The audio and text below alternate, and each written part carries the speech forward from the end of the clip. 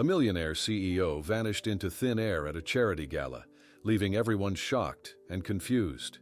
5 years later, a poor cleaning lady working in his mansion discovered a hidden room that changed everything. What she found inside was not what anyone expected, and it led to the most incredible love story you've ever heard. Subscribe to the channel, leave your like and comment what part of the world you're watching from, because now I'm going to tell you how all of this happened. Mr. Wilson, they're ready for your donation announcement, the event coordinator whispered, gently touching John Wilson's elbow. John nodded, setting down his champagne glass.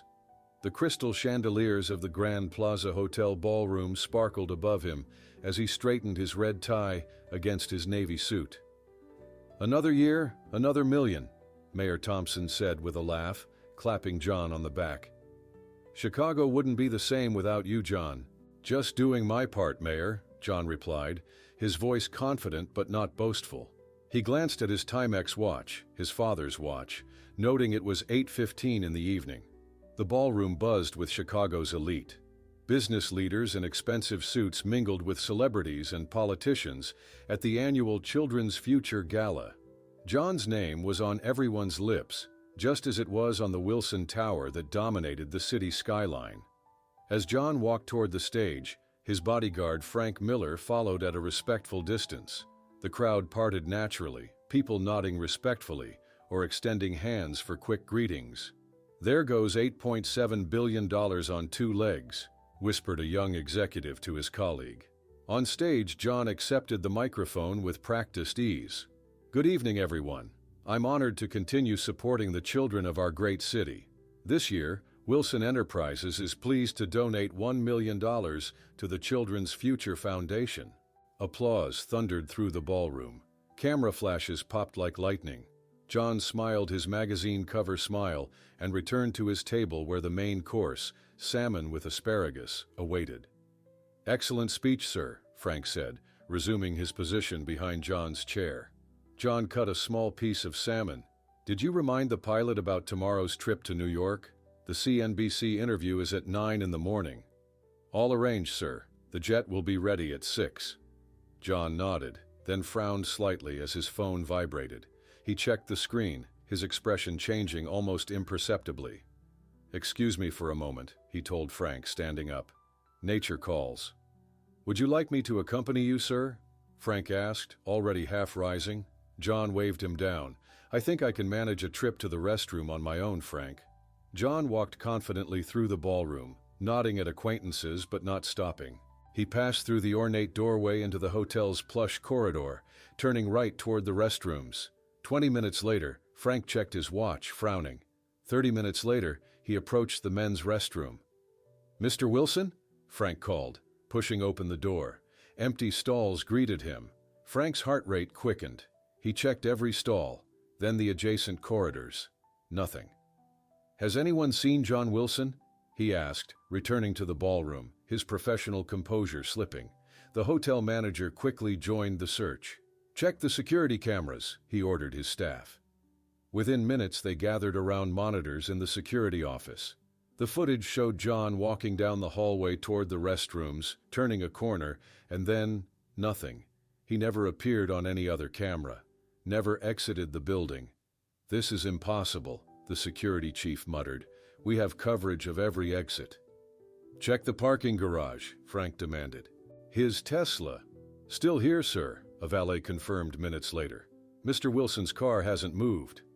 Detective Sarah Cooper arrived 45 minutes after the first call to police. The ballroom had transformed from celebration to confusion. Guests whispered behind hands, smartphone cameras captured the growing police presence. "When was he last seen?" Detective Cooper asked, her notebook open. Frank pointed to John's table. "His phone is still there, his meal barely touched. It's like he just vanished."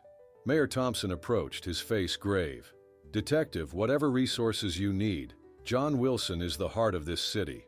In the security office, Detective Cooper reviewed the footage again. No signs of struggle, no indication he was planning to leave. She turned to Frank. "Any enemies? Anyone who might want to harm him?" Frank hesitated.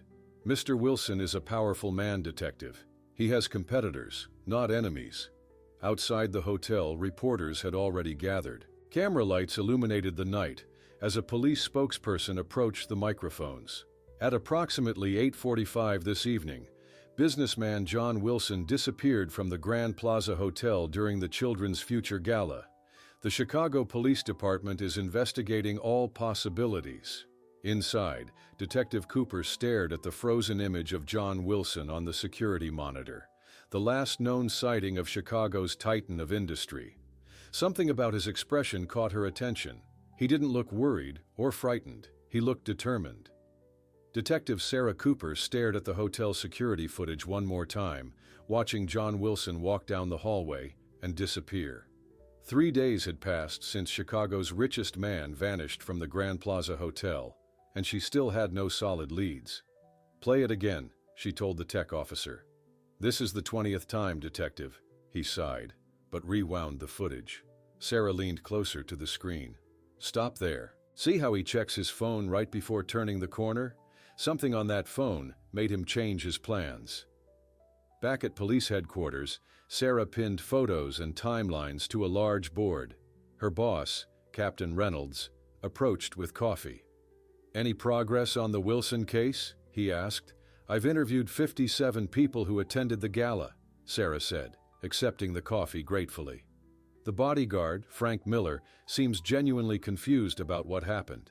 "The strange thing is, nobody has demanded ransom money." "Maybe it's not about money," Captain Reynolds suggested. "That's what worries me," Sarah replied. Later that morning, Sarah visited Wilson Enterprises, a glass skyscraper that towered over downtown Chicago. The company's chief financial officer, David Parker, met her in John Wilson's office. "Everyone is in panic mode," David explained, gesturing to the trading screens showing plummeting stock prices. "We've lost 40% of our value since Mr. Wilson disappeared." Sarah walked around John's immaculate office, noting the lack of personal photos. "Did Mr. Wilson mention any concerns recently? Any unusual behavior?" David hesitated. "He had been researching Archer Industries extensively. It's our biggest competitor, run by Robert Archer." Sarah opened a drawer and found folders labeled Archer Industries, Confidential. "May I take these?" she asked. "I suppose," David said nervously, "but I'm not sure what connection they would have to his disappearance." That evening, Sarah spread the files across her kitchen table. They contained financial reports, photographs of warehouses, and shipping manifests. One report was circled in red pen with a note in John's handwriting: "Biological research? Not on public records." Sarah's phone rang. It was Mike Davis, John's driver. "Detective, I remembered something," Mike said. "The day before the gala, Mr. Wilson asked me to drive him to an unusual location, an old warehouse near the docks. He met someone there but told me to wait in the car." "Did you see who he met with?" Sarah asked, suddenly alert. "No, but when he came back, he looked worried. He made a phone call and said, 'They know. We need to move faster.'" The next morning, Sarah visited the warehouse Mike had described. It appeared abandoned, but fresh tire tracks marked the gravel outside. As she examined the building's exterior, a homeless man approached. "You looking for the man in the fancy suit?" he asked. Sarah nodded. "Did you see him here?" "Few days before he went missing from that party. All over the news, right? He met another man here. They argued." "Can you describe the other man?" Sarah asked, offering the homeless man $20. "Tall guy, expensive watch. They were shouting about something dangerous. I heard the rich guy say he had proof and was going to the FBI." Sarah drove directly to the FBI's Chicago field office and requested a meeting with Agent Thompson, her contact there. "Wilson was planning to bring you information," she explained. "Something about Archer Industries conducting illegal biological research." Agent Thompson's expression remained neutral. "We haven't received any information from John Wilson." "Could someone inside the FBI have intercepted it?" Sarah pressed. "That's a serious accusation, Detective," Agent Thompson replied coldly. Weeks passed, and the case grew colder. Media interest began to fade. Financial experts speculated that John had embezzled funds and fled the country. Others suggested suicide. 6 months after the disappearance, Sarah sat in her apartment surrounded by case files. Her phone rang. "Detective Cooper? This is Melissa Wilson, John's ex-wife. The court has declared John legally dead today." "I'm sorry to hear that," Sarah said sincerely. "Don't be," Melissa replied. "John and I divorced 5 years ago. I now control 53% of Wilson Enterprises, and our son Thomas has inherited millions through his trust fund." After hanging up, Sarah pinned a newspaper headline to her wall. "John Wilson declared dead. Fortune passes to ex-wife and son." Something about this case still bothered her. Where was the body? Why had John been investigating Archer Industries? And why had Agent Thompson seemed so uncomfortable discussing it? Sarah looked at her caseboard and whispered, "You're out there somewhere, aren't you, John Wilson? And I'm going to find out why you disappeared." 5 years had passed since the mysterious disappearance of John Wilson. The morning sun filtered through the thin curtains of Sarah Thompson's small apartment as she prepared breakfast for her daughter. "Mom, I can't find my blue inhaler," 8-year-old Lily called from the bathroom. "Check your backpack, sweetie," Sarah replied, flipping a pancake that was slightly burnt on one side. "We need to leave in 20 minutes. Sarah glanced at the pile of bills on the counter, medical expenses, rent, and a final notice from the electric company. Despite her nursing degree, her hospital salary wasn't enough to cover Lily's asthma treatments and their basic living expenses. The phone rang, and Sarah grabbed it quickly. "Hello? Ms. Thompson? This is Mrs. Wilson from Lakeshore Staffing. You applied for the housekeeping position at the Wilson estate." Sarah's heart skipped a beat. "Yes, I did." "You're hired. Can you start tomorrow? The pay is $22 per hour, as discussed." Sarah covered the phone and took a deep breath. The salary was nearly double what she made at Chicago Memorial Hospital. "I'll be there," she said firmly. The next morning, Sarah stood before the massive iron gates of the Wilson mansion. The sprawling estate overlooked Lake Michigan, its stone walls and tall windows imposing against the cloudy sky. An older woman with gray hair pulled into a tight bun opened the door. "I'm Mrs. Wilson, the house manager," she said, looking Sarah up and down. "Not related to the family, just coincidence with the name. Come in." Sarah followed Mrs. Wilson through a grand entrance hall with marble floors and a crystal chandelier. "The mansion has 34 rooms," Mrs. Wilson explained. "Most remain untouched since Mr. Wilson's disappearance. Mrs. Melissa Wilson, the former Mrs. Wilson, that is, visits occasionally, and the son, Thomas, even less frequently." Sarah nodded, trying to take everything in as they walked through rooms larger than her entire apartment. "You'll clean the main areas daily: entrance hall, kitchen, library, and dining room. The rest weekly. Any questions?" "No, ma'am," Sarah replied. For 3 weeks, Sarah worked diligently, grateful for the steady paycheck that allowed her to catch up on bills and buy Lily's medications. But strange things began happening around the mansion. One morning, Sarah noticed crumbs on the kitchen counter she was certain she had wiped clean the night before. Another day, books in the library had been rearranged. "Do other staff come in at night?" Sarah asked Mrs. Wilson. "Just the security guard who patrols the grounds," Mrs. Wilson replied. "Why do you ask?" "No reason," Sarah said, not wanting to sound foolish. That Thursday afternoon, Sarah was dusting the library shelves filled with leather-bound books. The room felt different from the others, warmer somehow, as if recently occupied. She approached a bookshelf against the far wall, noticing it stood slightly away from the wall compared to the others. As she ran her duster over the spines of classic novels, she paused at The Great Gatsby, her favorite book in high school. Sarah carefully pulled it out to dust behind it, when she heard a soft click. The entire bookshelf moved slightly. "What in the world?" she whispered, pulling the shelf further. The bookcase swung open like a door, revealing a hidden room behind it. Sarah gasped, her heart pounding in her chest. Inside was a small living space with a bed, computer setup, and mini kitchen. And sitting at a desk, beard grown long and hair now gray, was John Wilson, the missing billionaire, alive.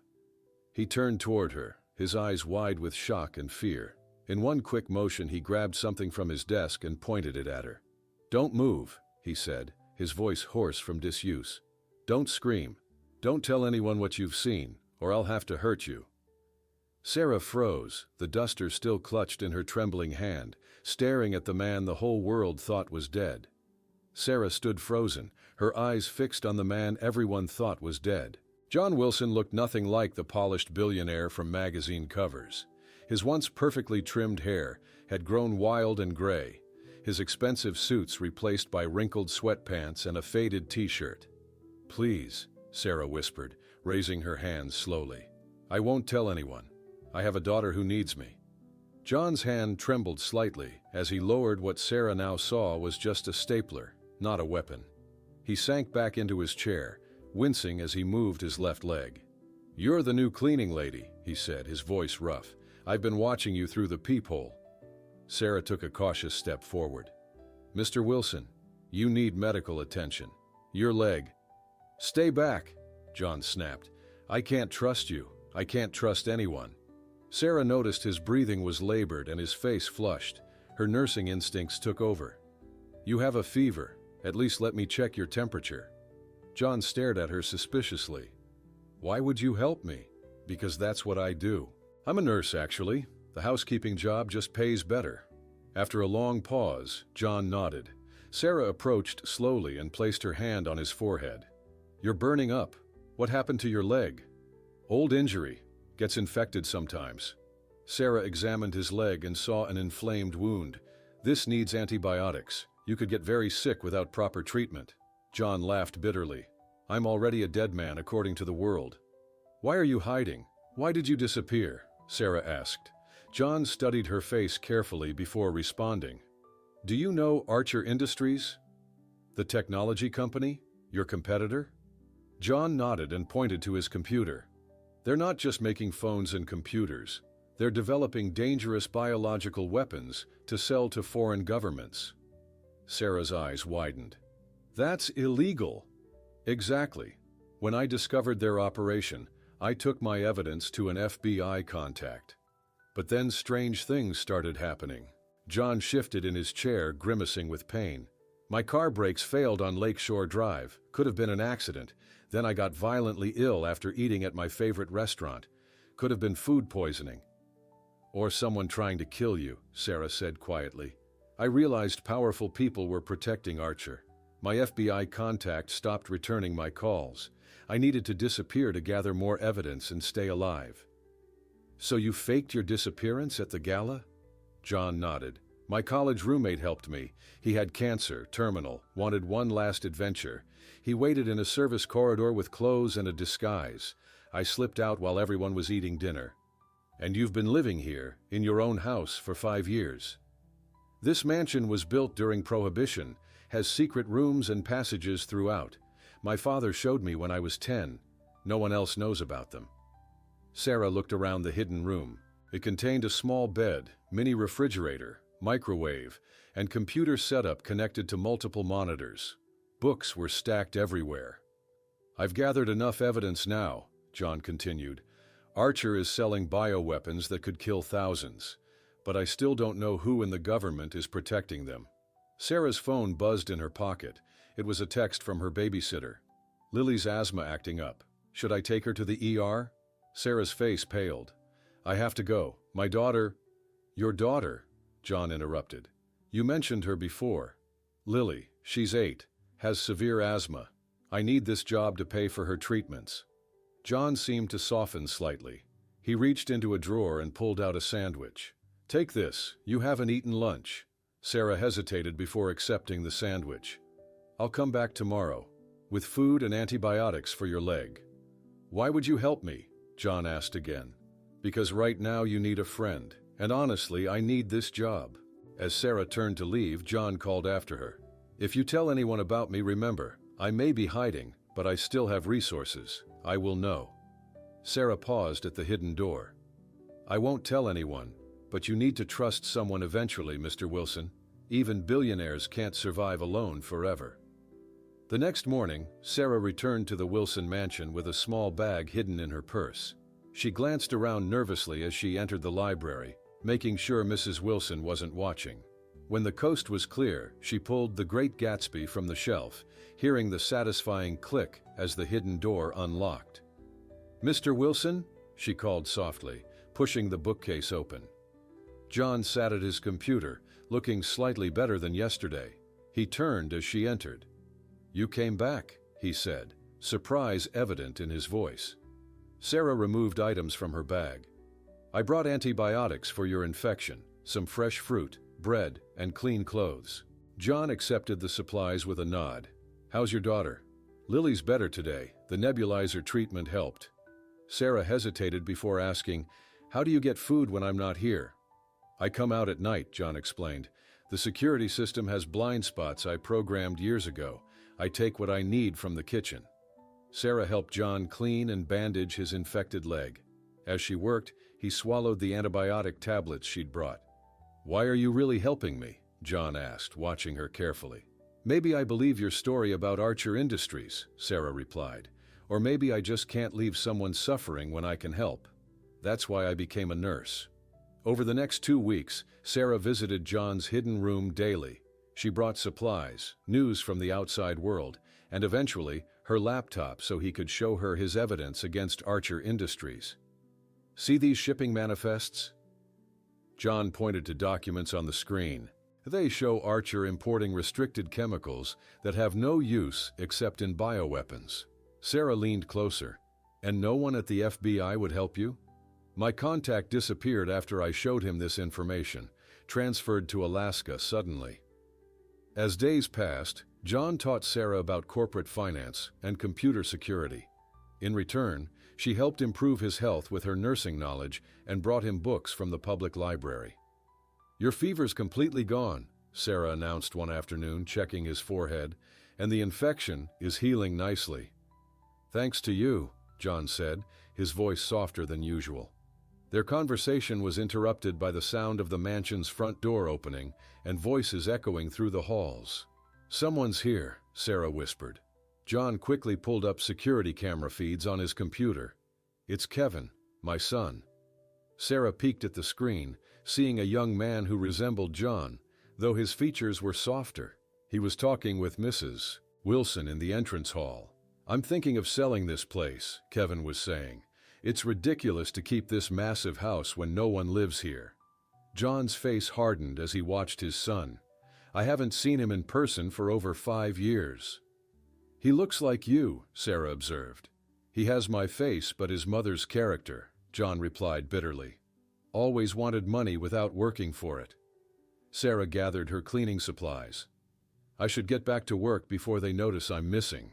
"Wait," John said, reaching for her hand. "There's something else you should know. I saw the news on my computer this morning. My ex-wife Amanda just announced her engagement." "Is that important?" Sarah asked. "She's marrying Robert Archer, Chief Executive Officer of Archer Industries." Sarah's eyes widened. "That can't be coincidence." "No," John agreed grimly. "I suspected Amanda might have been feeding information to Archer years ago, but I had no proof. Now it all makes sense. They planned my disappearance together." "What do we do now?" Sarah asked. "We need to be extremely careful. With Kevin planning to sell the mansion and Amanda marrying Archer, time is running out." John pulled out a piece of paper and began drawing. "I need to show you all the secret passages in this house. If something happens, you'll need escape routes." Sarah nodded, suddenly aware of how deeply she'd become involved in John's dangerous world. Yet strangely, she wasn't afraid. For the first time in years, she felt alive, part of something important. "I'll help you," she said firmly. "Whatever it takes." John looked at her with newfound respect. "Then let's get started. We have a lot of work to do." Sarah sat at her small kitchen table late that night, scrolling through her laptop. After John had shown her the secret passages throughout the mansion, she felt determined to help him find more evidence about Amanda and Robert Archer. "Mommy, what are you doing up so late?" Lily appeared in the doorway, rubbing her sleepy eyes. "Just some research, sweetie. Why aren't you sleeping?" "My chest feels tight again," Lily said. Sarah quickly prepared Lily's inhaler and sat with her daughter until her breathing eased. Once Lily was asleep again, Sarah returned to her research. The next morning at the mansion, Sarah brought her findings to John's hidden room. "I found something interesting," she said, opening her laptop. "Amanda and Robert Archer have known each other for over 10 years. Look at this photo from a charity event in 2012. John leaned forward, examining the image of his ex-wife laughing with Robert Archer. "That was 3 years before my disappearance," John said, his voice tight. "We were still married then." Sarah nodded. "There's more. I found a way to access old Wilson Enterprises emails. Amanda had a company account, and she wasn't careful about deleting things." She showed John several emails where Amanda had forwarded confidential company information to an anonymous address. "Can you trace that email?" Sarah asked. John typed rapidly. "It's registered to a shell company, which is owned by another shell company, which leads back to Archer Industries. She was feeding him information for years." "Do you think she helped plan your accident?" Sarah asked carefully. "It makes perfect sense now," John said, his face pale. "Amanda gets control of my company's shares after I'm declared dead. Then she marries Archer, combining both companies under their control." Their conversation was interrupted by voices outside the library. Sarah quickly checked the security feed on John's computer. "It's Kevin again," she whispered, "and he has people with him." They watched as Kevin led 3 men in expensive suits through the mansion. "The library has all original woodwork," Kevin was saying. "My father collected first editions too, probably worth a fortune themselves." "Is he showing the house to buyers already?" Sarah asked. John nodded grimly. "We need to speed up our plans." That evening, as Sarah was finishing her cleaning duties, she overheard Kevin on his phone in the hallway. "Yes, I know the house is big," he was saying. "That's why I want to check everything, including behind the walls. Dad was paranoid about security. There might be safes or hidden compartments we don't know about." Sarah's heart raced. Kevin was getting dangerously close to discovering John's hiding place. The next day, Sarah made a difficult decision. She brought Lily to the mansion when her regular babysitter canceled. "Remember, sweetie, you have to stay quiet and just color in this room," Sarah told her daughter, setting her up in a small office near the kitchen. "I promise, Mommy," Lily said, already focused on her coloring book. Sarah hurried to the library to update John, but when she arrived, something felt wrong. The air felt different. Looking closely at the bookshelf entrance, she noticed tiny devices attached to the woodwork. She carefully opened the hidden door. "John," she whispered urgently, "there are electronic devices by the entrance. I think they're listening devices." John's face darkened. "Someone knows I'm here. Show me." Sarah pointed out the tiny bugs. John examined them without touching them. "These are military-grade surveillance devices. Only someone with serious connections could get these." "What do we do now?" Sarah asked. Before John could answer, they heard a commotion downstairs, followed by Lily's frightened voice. "Mommy, where are you?" Sarah froze in terror. Through the security feed, they watched as Robert Archer himself walked into the mansion, accompanied by 4 men in black suits. "Search every room," Archer commanded. "He's here somewhere, I know it." "No." One of the men held Lily's arm. "Found this kid downstairs, says her mom works here." Sarah's hand flew to her mouth. "Oh my God, Lily." John quickly accessed another screen showing a blueprint of the mansion. "They've found me," he said grimly. "And now they have your daughter." "We need to move now," John said, his eyes fixed on the security feed showing Robert Archer's men searching the mansion. "There's no time to waste." Sarah felt panic rising in her chest as she watched one of Archer's men holding Lily's arm. "What are we going to do? They have my daughter." John pressed his hand against a wooden panel near his desk. It slid open, revealing a small safe. He quickly entered a combination and pulled out a handgun. "I hoped I'd never need this," he said grimly, checking that it was loaded. "You can't shoot your way out," Sarah whispered in horror. "It's just for protection." John moved to another wall and pushed a hidden button. The floor beneath his bed slid open, revealing a narrow staircase. "This is our way out. This tunnel was built during Prohibition to smuggle alcohol. It leads to the lakeshore." Sarah hesitated. "I can't leave without Lily." "We'll get her," John promised. The tunnel has multiple access points throughout the house. One opens near the kitchen, close to where they're holding Lily. They descended the stairs into a dark, narrow passage. John activated a small flashlight, illuminating brick walls covered in cobwebs. The mansion was built in 1922, John explained as they moved forward. These tunnels connected to boats on Lake Michigan that brought illegal whiskey from Canada. Sarah followed closely behind, her heart pounding. How much farther to the kitchen entrance? Almost there.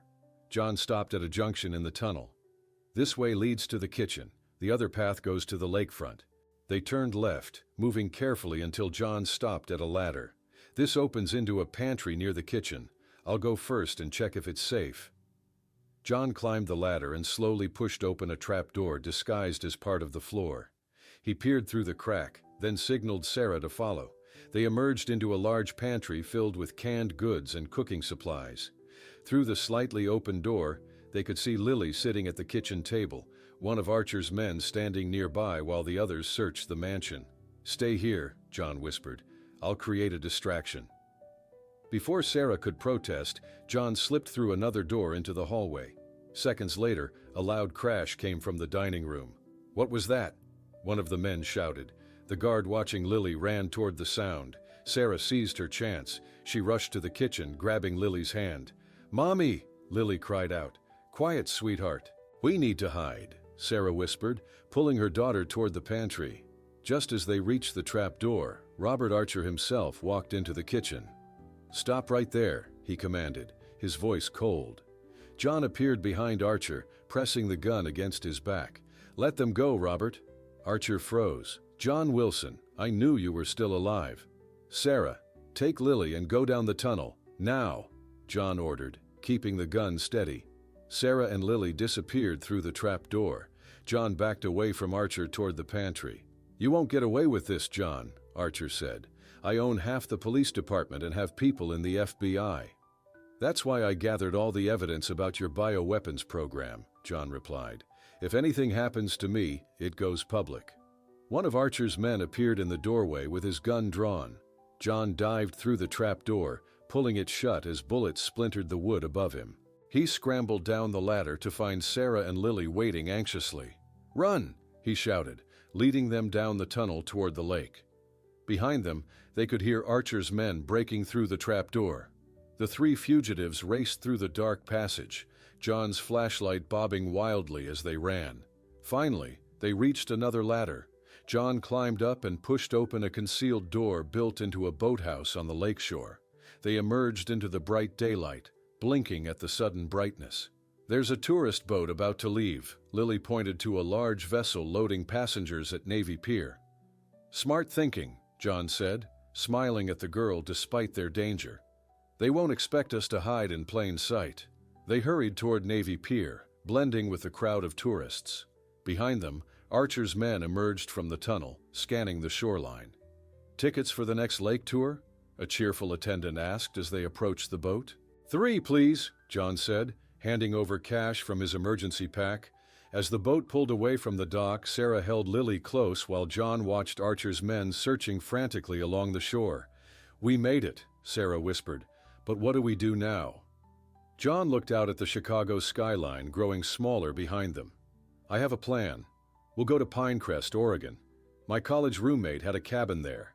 No one will look for us in a small logging town." 3 months had passed since their dramatic escape from Chicago. Sarah woke up to the sound of birds chirping outside the small cabin nestled among tall pine trees in Pinecrest, Oregon. The morning sunlight filtered through wooden blinds as she made her way to the kitchen. "Good morning," John said, now sporting a neatly trimmed beard and going by the name Bill Thompson.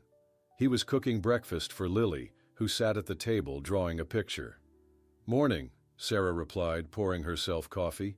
"Any news from town?" John shook his head. "Nothing unusual. Pinecrest remains as quiet as ever." Their new life had fallen into a simple routine.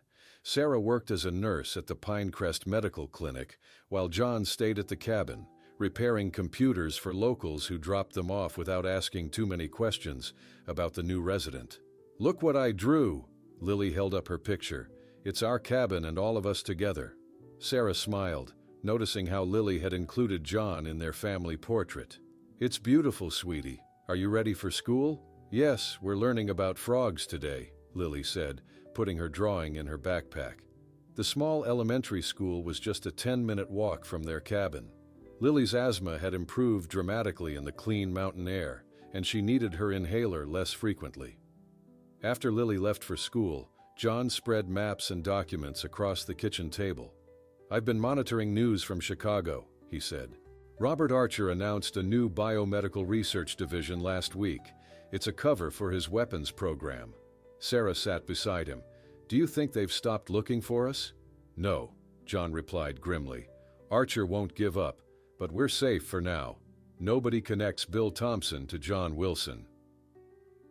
Later that afternoon, John taught Lily how to play chess while Sarah prepared dinner. The cabin felt cozy and secure, worlds away from their frantic escape from Chicago. "Checkmate," Lily announced triumphantly. John laughed. "You're learning fast. Soon you'll beat me every time." After Lily went to bed, Sarah and John sat on the porch watching the stars. Their relationship had grown from desperate allies to something deeper. "I never thought I'd find peace again," John said quietly, "especially not in hiding." Sarah looked at him. "Is that what you feel with us? Peace?" "More than I've felt in 20 years running a billion-dollar company." John hesitated, then took her hand. "Sarah, I know this isn't the life you planned." "Maybe it's better," she interrupted. "Lily is happier here. I don't worry about bills anymore. And," she paused, "I've never met anyone like you." Their first kiss was gentle, hesitant. Two people surprised to find connection in the most unlikely circumstances. Meanwhile, in Chicago, Kevin Wilson sat in his office reviewing files he'd discovered in his father's mansion. His private investigator entered with an envelope. "Mr. Wilson, I may have something," the investigator said, placing photos on the desk. "A tourist posted this on social media from a festival in Pinecrest, Oregon." Kevin examined the photo of a small-town celebration. In the background, barely visible, was an older man with a beard standing next to a woman and child. "Facial recognition gave a 70% match to your father," the investigator explained. Kevin stared at the image. "Pinecrest, Oregon? Never heard of it." "Tiny logging town, population 800, easy place to disappear." Kevin nodded slowly. "Book me a flight to Oregon, and don't tell anyone about this, especially not my mother or stepfather." Back in Pinecrest, John woke suddenly in the middle of the night. He'd developed a sixth sense for danger during his years in hiding. Walking carefully to the window, he noticed a car driving slowly past their cabin, unfamiliar in the small town where everyone knew each other's vehicles. The next morning at the local diner, Tom Clark, the owner, pulled John aside. "Bill, some strangers were asking about you yesterday. Smart-dressed city folks. Didn't say much, but they were showing your picture around." John felt a chill run down his spine. "What did you tell them?" "Nothing helpful," Tom assured him, "but thought you should know." John rushed home to warn Sarah. Their peaceful life in Pinecrest was about to shatter. "We need to prepare to leave," he told her urgently. Before they could begin packing, a knock came at the door. John grabbed his gun from the hidden safe while Sarah took Lily to the back bedroom. John approached the door cautiously and looked through the peephole. His blood froze. Standing on their porch was Kevin Wilson, his son.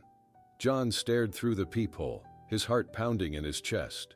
Slowly, he opened the door just enough to see his son's face. "Hello, Dad," Kevin said quietly. "We need to talk." John tightened his grip on the gun hidden behind his back. "How did you find me?" "May I come in first?" Kevin asked, glancing nervously over his shoulder. "I'm not alone in Pinecrest." John hesitated, then opened the door wider. Kevin stepped inside, his eyes widening as he took in the simple cabin. "So this is where the great John Wilson has been hiding," Kevin said.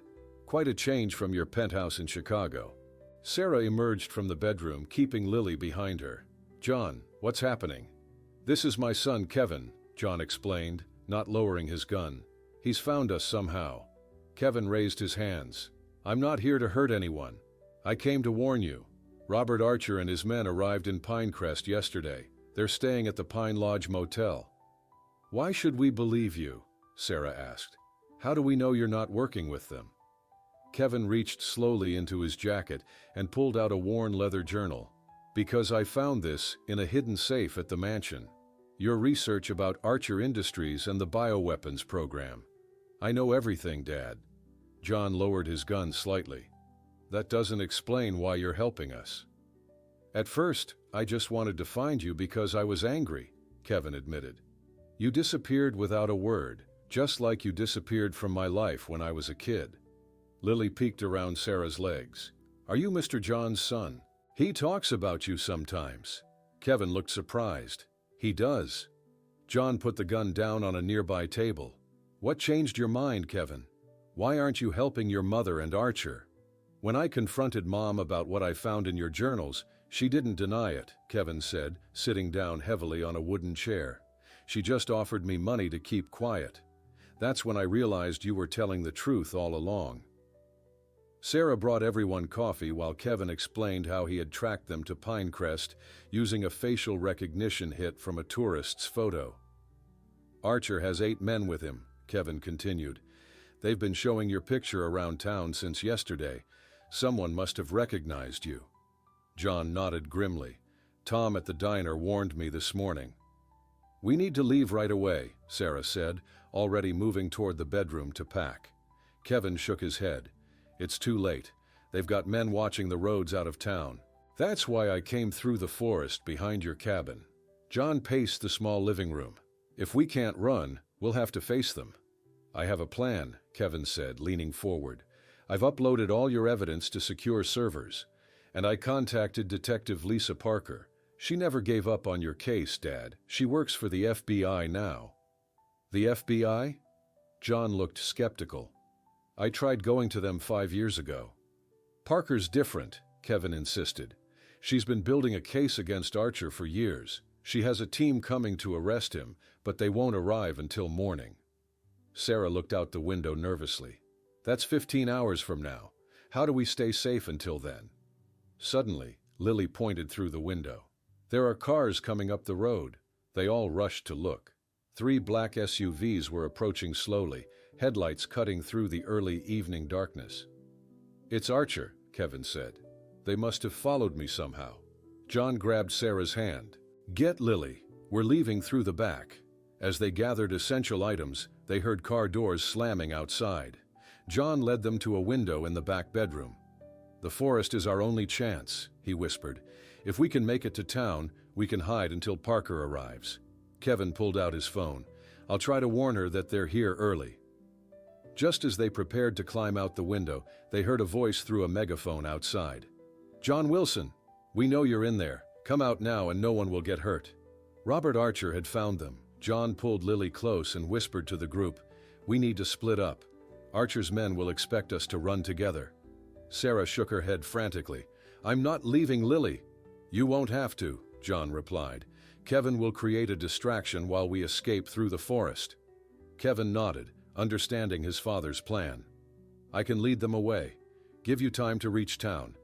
Be careful, John said, looking at his son with newfound respect. Kevin slipped out the back window first. They watched as he ran across the open yard toward the tree line, deliberately making noise. There's someone running, one of Archer's men shouted. 2 black SUVs immediately peeled away, following Kevin's path. Now's our chance, John whispered. He helped Sarah and Lily through the window, then followed them into the darkness of the pine forest. They moved quickly but quietly through the trees, guided by moonlight filtering through branches. Lily clutched her mother's hand tightly, bravely keeping pace without a sound. After 15 minutes of careful movement, they reached the edge of town. The community center stood dark and empty. Sarah has a key, John explained to Lily. She volunteers here on weekends. Sarah unlocked the side door, and they slipped inside. The building was silent and dark. How long until your FBI friend arrives? Sarah asked, checking her watch. Kevin said morning, John replied. We just need to stay hidden until then. They found a small office at the back of the building and locked themselves inside. Lily curled up on a couch, exhausted from their escape. You should rest too, John told Sarah. I'll keep watch. Sarah touched his face gently. "I'm not leaving you alone." Outside, they could hear cars driving slowly through town. Robert Archer was hunting them. The hours passed tensely. Around midnight, they heard footsteps in the main hall of the community center. "They're inside," John whispered, reaching for his gun. The doorknob to their hiding place rattled. John stood protectively in front of Sarah and Lily. Suddenly, Archer's voice came through a megaphone outside the building. "I know you're in there, John. Come out alone, and I'll let the woman and child go." Sarah grabbed John's arm. "You can't trust him." "I know," John said quietly, "but I can't let you and Lily get hurt because of me." Lily looked up at him with tears in her eyes. "Don't go, Mr. John." John knelt beside her. "Sometimes grown-ups have to do hard things to protect the people they love." "You love us?" Lily asked. John nodded, his voice breaking. "More than anything." He turned to Sarah. "These past months with you and Lily have been the best of my life." Sarah fought back tears. "We'll find another way." John shook his head. "There isn't time." He walked toward the door. Just as his hand touched the doorknob, Sarah's phone vibrated. A text message from Kevin. "Dad, don't do it. We're here." Seconds later, they heard the sound of sirens and vehicles screeching to a halt outside. "FBI, drop your weapons!" a woman's voice commanded through a megaphone. John, Sarah, and Lily rushed to the window. FBI vehicles surrounded the community center. Agents in tactical gear were arresting Archer's men. Detective Lisa Parker stood at the center, directing the operation. Kevin was beside her, pointing toward the building. Robert Archer tried to flee to one of his SUVs but was quickly tackled by agents. John opened the community center door, stepping out with Sarah and Lily behind him. "John Wilson," Detective Parker said, approaching him. "It's good to finally find you alive." Kevin rushed over, hugging his father for the first time in years. "I recorded everything," Archer confessed while chasing me through the woods. As dawn broke over Pinecrest, Robert Archer was led away in handcuffs. His bioweapons program exposed, his empire crumbling. 6 months later, John Wilson returned to his rightful place as head of Wilson Enterprises. The company had merged with a sustainable energy firm, completely changing its direction. On a sunny day in Pinecrest, John and Sarah were married in a small ceremony. Lily scattered flower petals down the aisle, and Kevin stood proudly as best man. "From hiding in walls to hiding in forests," Sarah whispered to John during their first dance. "What's next for us?" John smiled, looking around at their small family. "Nothing dramatic, I hope. Just a lifetime of ordinary happiness." Later that evening, they sat on the porch of their cabin, which they'd decided to keep as a vacation home. Kevin and Lily played chess inside while John and Sarah watched the sunset. "Do you miss being a billionaire in Chicago?" Sarah asked. John shook his head. "I have everything I need right here."